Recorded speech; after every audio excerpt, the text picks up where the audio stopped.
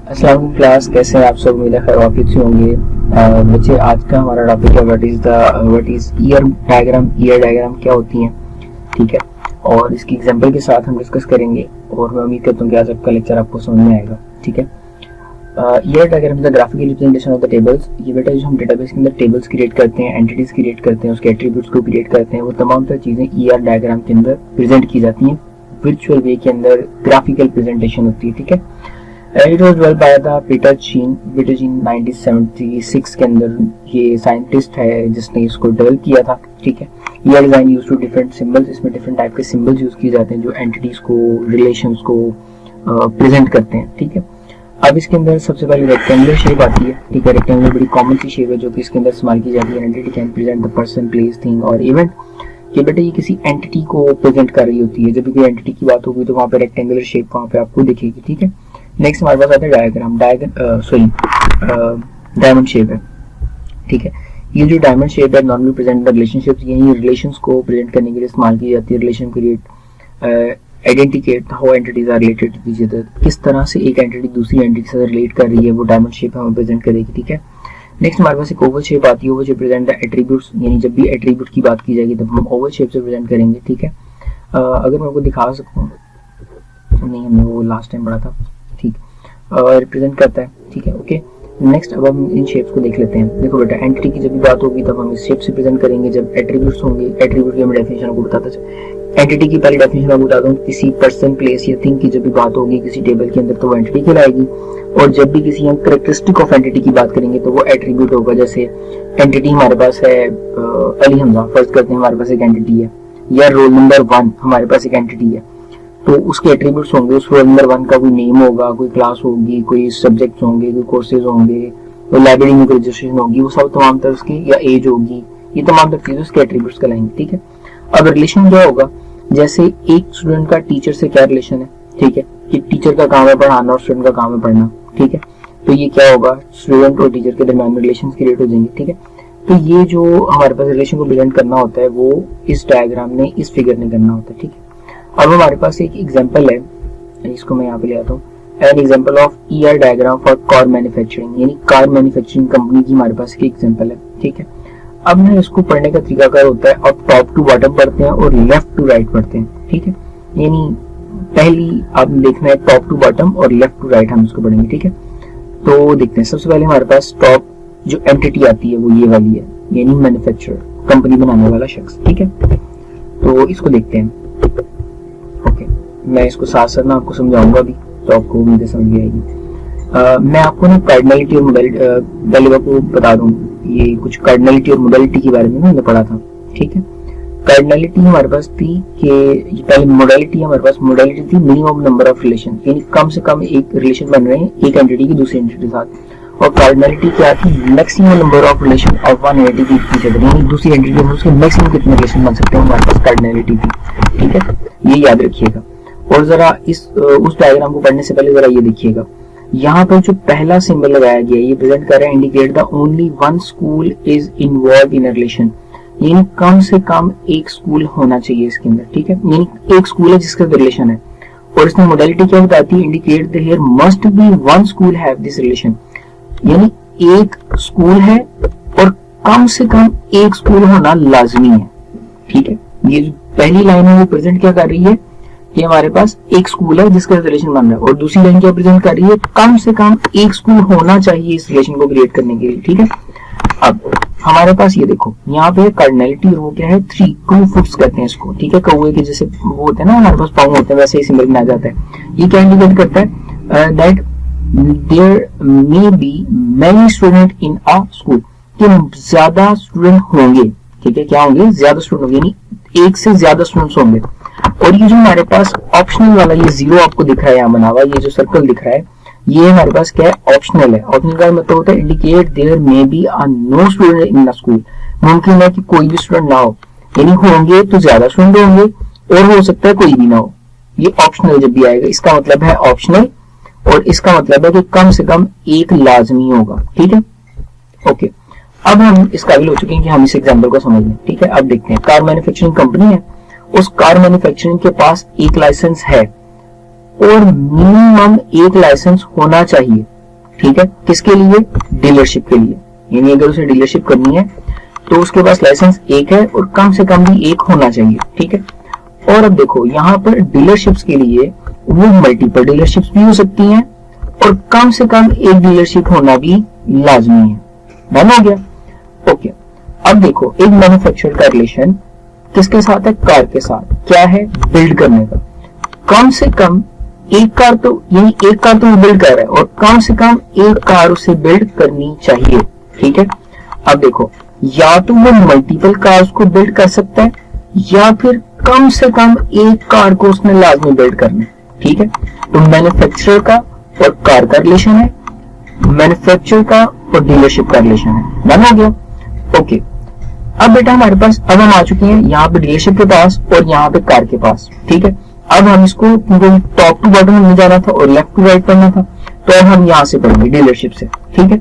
अब multiple dealerships हो सकती हैं या मुमकिन है कोई भी डीलरशिप ना हो, ओके। अब जरा इसको इस तरफ लेके जाएं, जरा यहाँ पे है, ये ना डायरेक्शन, ये बाई डायरेक्शनल रिलेशन है, ठीक है। बाई डायरेक्शनल ऐसे रिलेशन होते हैं जो आ भी सकते हैं और जा भी सकते हैं। जैसे मैं आपको समझाता हूँ, देखिएगा। ये जो रिलेशन हमारे पास चल रहा है वो इस तरह भी पढ़ा जाएगा, यानी डीलरशिप से लेकर कार की तरफ, और ये पढ़ा जाएगा कार से डीलरशिप की तरफ। ये बाई डायरेक्शन है, ये दोनों इसको यूज किया जा सकता है, ठीक है। अब देखो पहले कार से इस तरफ आते हैं, चलिए डीलरशिप से आ जाते हैं। डीलरशिप के पास या तो एक कार होगी, ठीक है, या फिर मल्टीपल कार्स होंगी, ठीक है। एक डीलरशिप के पास या तो एक कार होगी, यानी एक वहां पे मस्ट है, और या फिर उसके पास मल्टीपल कार्स होंगी, ठीक है। अब जरा कार से वापस डीलरशिप के पास चलते हैं, तो वो क्या कहता है, कार है, मुमकिन है कि एक कार के पास मल्टीपल डीलरशिप्स हो या फिर कोई भी डीलरशिप ना हो।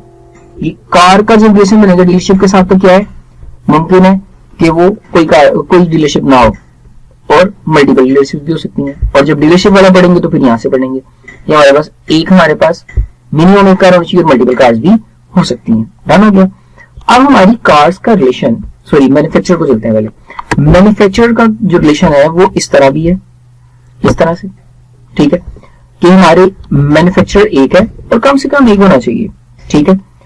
और वो क्या कर रहा है, कॉन्ट्रैक्ट्स कर रहा है, किसके साथ, शिपर्स के साथ। मुमकिन है कि उसके पास मल्टीपल शिपर्स होंगे और मुमकिन है कि एक भी शिपर नहीं होगा। शिपर उसे कहते हैं जो शिपिंग कर रहा होता है, जो ट्रांसफर कर रहा होता है चीजों को, ठीक है, एक जगह दूसरी जगह पर ट्रांसफर करता है। या तो उस मैन्युफैक्चरर के पास मल्टीपल शिपर्स होंगे या फिर कोई भी नहीं होगा, ठीक है।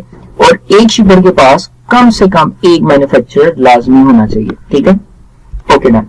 अब हम जरा इस तरह देखते हैं। अब ये कार से शिपर का रिलेशन और शिपर से कार की तरफ का रिलेशन, ठीक है। पहले इसको देखते हैं, कार्स हैं यहाँ पे, एक कार के पास मल्टीपल शिपर हो सकते हैं या मुमकिन है कोई भी शिपर नहीं हो सकता। डन। अब देखो एक शिपर के पास कम से कम एक कार जरूर होनी चाहिए और उसके पास मल्टीपल कार्स भी हो सकती हैं, ठीक है। तो ये बेटा हमारे पास एक पूरी सिनेरियो है हमारे पास डीलरशिप का, रिलेशंस का। ये 1 to many हो सकता है, many to many हो सकता है, ऑप्शनल हो सकता है या कम से कम एक हो सकता है रिलेशन, ठीक है। तो ये हमारे पास इसको पढ़ने का तरीका था। अच्छा, इसको हमने पढ़ना सीख लिया, डन, ठीक है, लेकिन पेपर पॉइंट ऑफ व्यू से इतना ज्यादा अहम नहीं है, ठीक है। बस आपने इसको समझना और आगे चलना है, ठीक है।